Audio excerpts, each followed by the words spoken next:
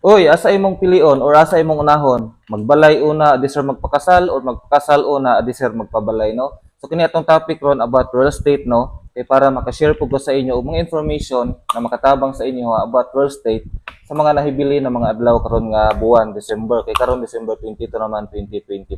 So pangutana karon asa may mas nindot? Magbalay una before magpakasal or magpakasal una, adi sir magpabalay. So kana siya no, depende ra pud na sa inyo ha, o kini siyang i-share sa inyo is based ra pud sa experience, positive or negative or advantages and disadvantages. So unahon na to karon nga magbalay una adto sa magpakasal, no? Okay pud na siya nganuman kay before mo magpakasal is nanay balay but pasabot. So kung magpakasal na mo, igo na lang jud mo puyo sa inyong balay, no?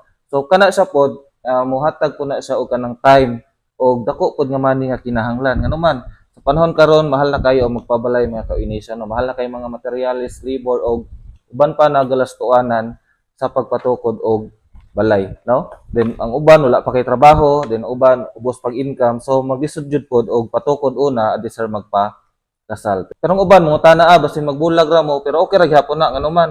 At least kung magbulag mo, then ana kay balay nga napatukod, okay ra kay gyapon nganuman. Pwede pa man ka makig-partner sa uban, no? Then puhon kung nana kay partner na bag-o, at least nana jud pod kay ready nga balay, no? Pero mao lagi na no kinahanglan ko sa dako nga kwarta og time jud pod. Okay, sa pikas bahin, magpakasal una adto sir magtukod og balay or mangita og balay. So kana sa no based experience sa uban is lisod-lisod pud na nganuman nagpakasal ka una tapos wala pay balay, ending inyo ana is mag-rent na lang for the meantime kay wala pa may balay din nagpakasal mo ug una. Pero depende ra sa inyo ha kay naman pay mga balay na for rent or na mga balay sa subdivision nga for rent.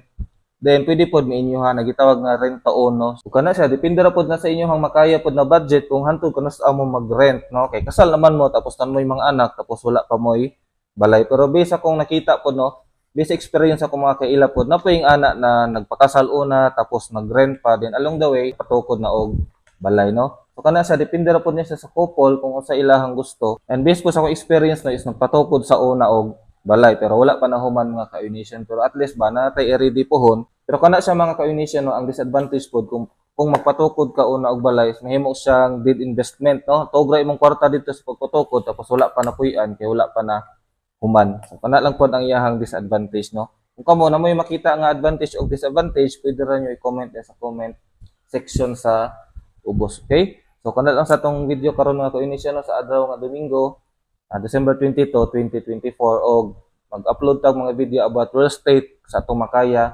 karon na mga nabili na mga adlaw sa December. Okay, amping mo tanan and bye.